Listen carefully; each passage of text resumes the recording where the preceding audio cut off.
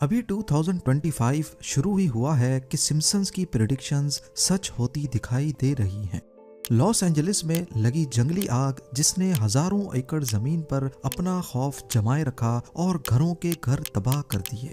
इस किस्म का एक सीन आज से 9 साल पहले 25 सितंबर 2016 को सिम्पसन पहले ही दिखा चुका है।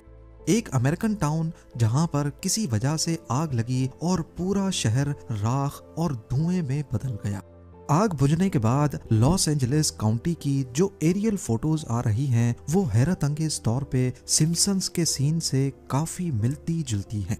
लेकिन आखिर इसमें कितनी हकीकत है? सिम्पसन्स का कई साल पहले ही फ्यूचर को प्रेडिक्ट करने के पीछे आखिर क्या राज है? ये फोटो आपने कई बार पहले भी देखी होगी, जिसमें 2017 में Donald Trump Saudi king Salman और इजिप्शियन प्रेसिडेंट के साथ मिलकर एक लाइट ग्लोब पर हाथ रख रहे हैं। वैसे तो ये फोटो अपने आप में ही एक पहेली है, पर ना समझ आने वाली बात यह है कि सिम्पसन्स ने यही सीन 2002 में कैसे प्रेडिक्ट किया। क्या है इसकी असल हकीकत?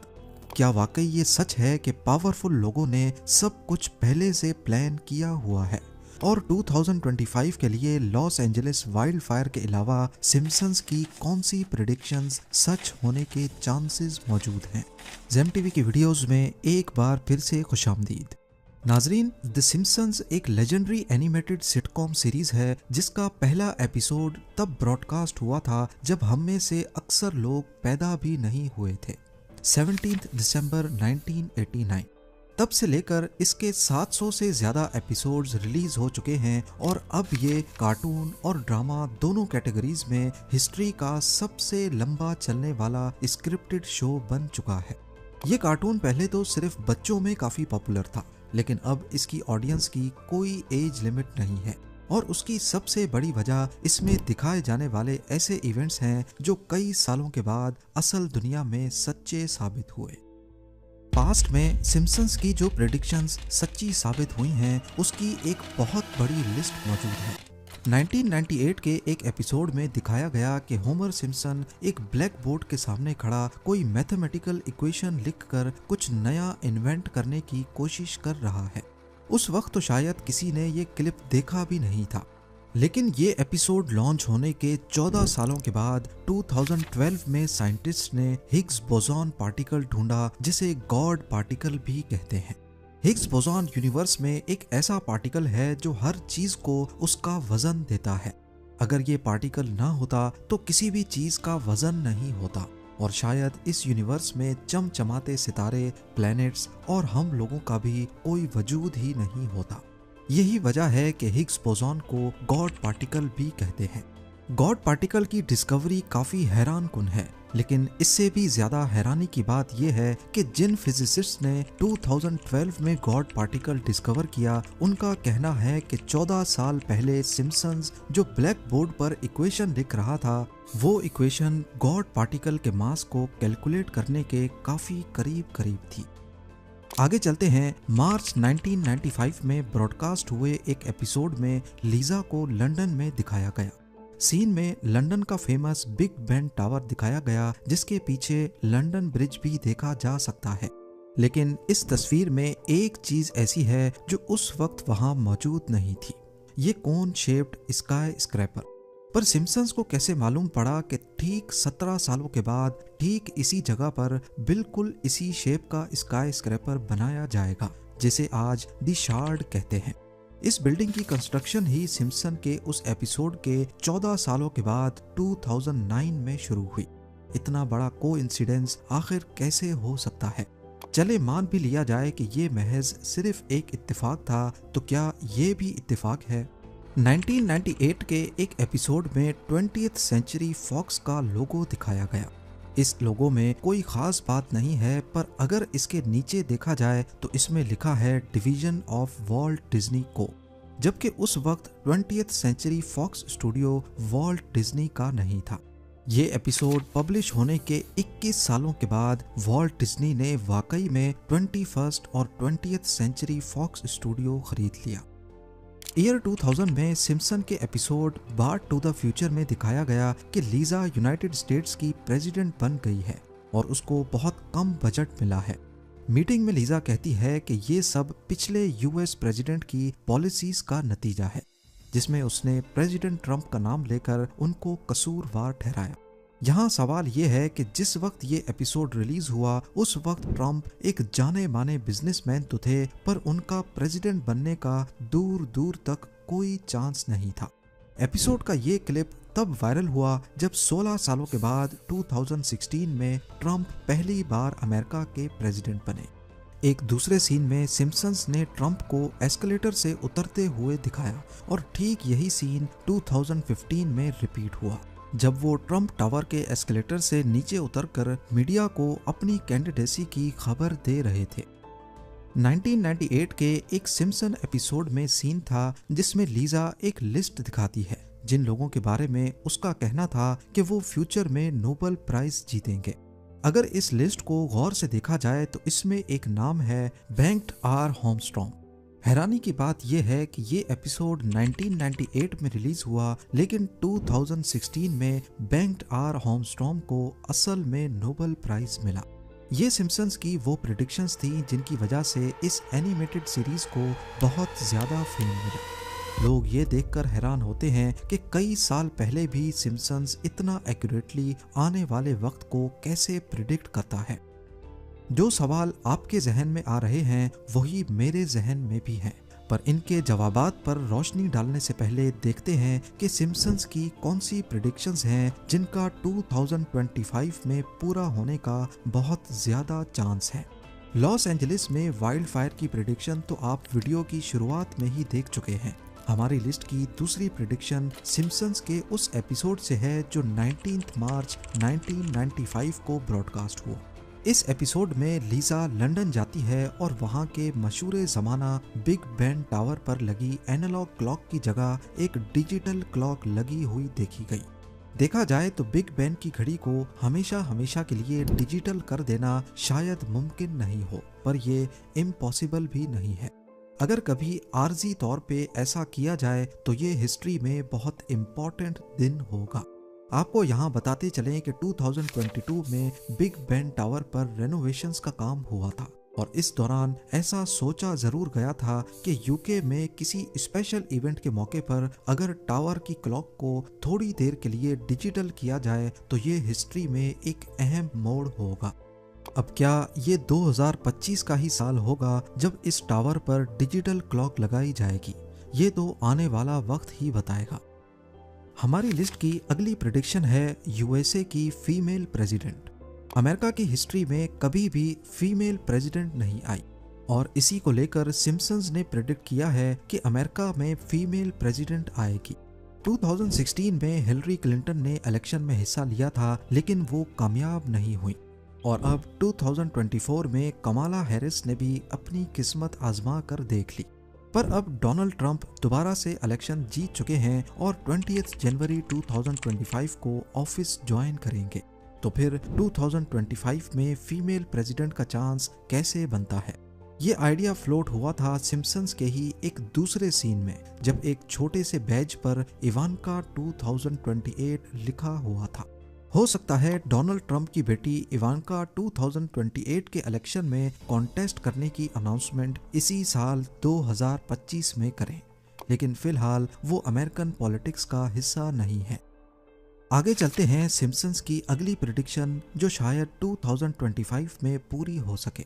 2010 के एक एपिसोड द फूल मॉन्टी में दिखाया गया कि मिस्टर बर्न्स ने दिमाग को कंट्रोल करने की एक डिवाइस बनाई है ताकि लोगों के माइंड को उनकी मर्जी के खिलाफ चलाया जा सके।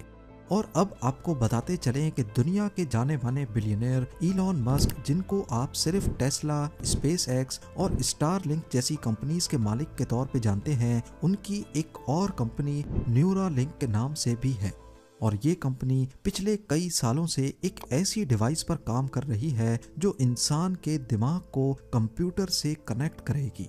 फिलहाल इसका काम सिर्फ पैरालिसिस, अल्जाइमर्स और एपिलेप्सी जैसी बीमारियों को कंट्रोल करना होगा। 2025 में इस डिवाइस के प्रोटोटाइप को दुनिया के सामने लाने का प्लान मौजूद है। 23 फरवरी 2020 में सिम्पसन्स के एक एपिसोड में प्रोफेसर फ्रिंक ने अपना क्रिप्टो कॉइन बनाया जिसका नाम फ्रिंक कॉइन रखा गया। इसके बाद प्रोफेसर फ्रिंक स्प्रिंगफील्ड, जो इस एनिमेटेड सीरीज में एक ख्याली टाउन है, उसका अमीर तरीन इंसान बन जाता है। इस एपिसोड में मज़ाहिया अंदाज में क्रिप्टो करेंसी से दौलत बनाने और डिजिटल एसेट्स की इम्पोर्टेंस दिखाई गई है। सिम्पसन्स के एक और एपिसोड में भी क्रिप्टो करेंसी को ट्रेडिशनल करेंसी रिप्लेस करते दिखाया गया है। क्रिप्टो करेंसी एक्सपर्ट्स का कहना है कि शायद 2025 ही वो साल होगा, क्योंकि डोनाल्ड ट्रंप ने इलेक्शन से पहले वादा किया था कि वो अमेरिका को दुनिया का क्रिप्टो कैपिटल बनाएंगे और अब वो जल्द ही ऑफिस ज्वाइन करने वाले हैं। चलते हैं अगली प्रेडिक्शन की तरफ। 1996 के एक एपिसोड में फ्यूजन एनर्जी का जिक्र किया गया।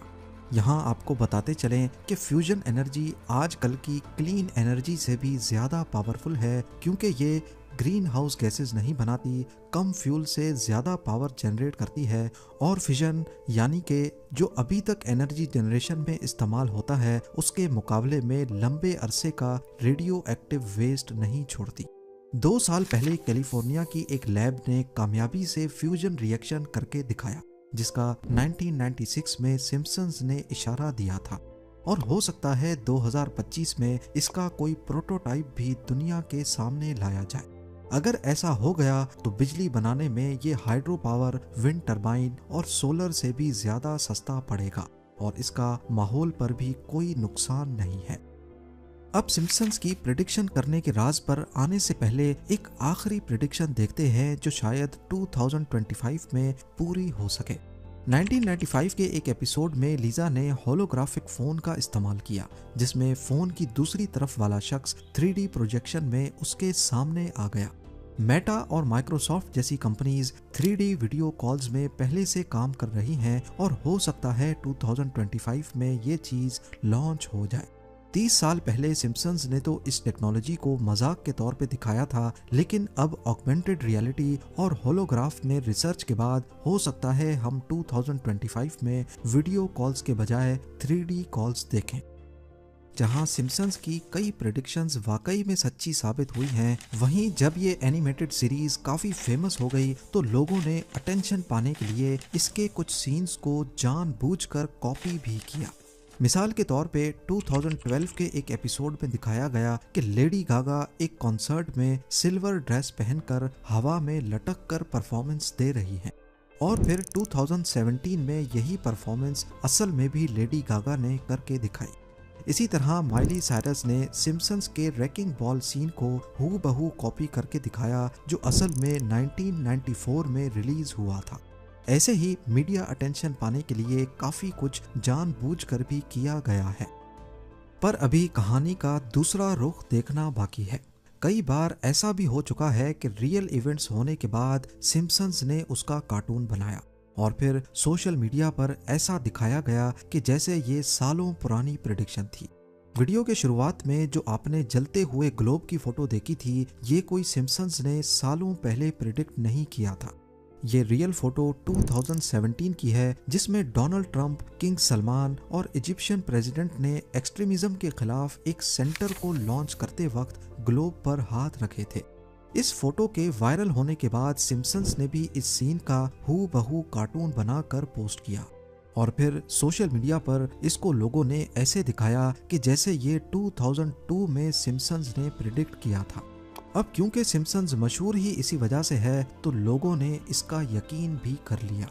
इसी तरह डोनाल्ड ट्रंप का एस्केलेटर से नीचे उतरने वाला सीन भी सिम्पसन्स ने हकीकत में ऐसा होने के बाद बनाकर पोस्ट किया। एस्केलेटर वाला सीन असल में 16 जून 2015 का है और सिम्पसन्स ने ये 7 जुलाई 2015 को पोस्ट किया। लेकिन इतनी ज्यादा और प्रेडिक्शंस तो सच्ची भी साबित हुई हैं, तो फिर आखिर ये एनिमेटेड सीरीज फ्यूचर को कैसे प्रेडिक्ट करती है? सिम्पसन्स का फ्यूचर प्रेडिक्ट करना असल में उनकी चालाक ऑब्जर्वेशंस और सबसे बढ़कर महज सिर्फ इत्तेफाक होता है। ये कोई कॉन्स्पायरेसी थ्योरी नहीं है कि इनके पीछे कोई ताकतवर लोग हैं। सिम्पसन्स के राइटर्स भी इस चीज से अच्छी तरह वाकिफ हैं और वो काफी टैलेंटेड लोगों की टीम है जो हालात का जायजा लेकर अंदाजा लगाते हैं कि फ्यूचर में क्या होगा।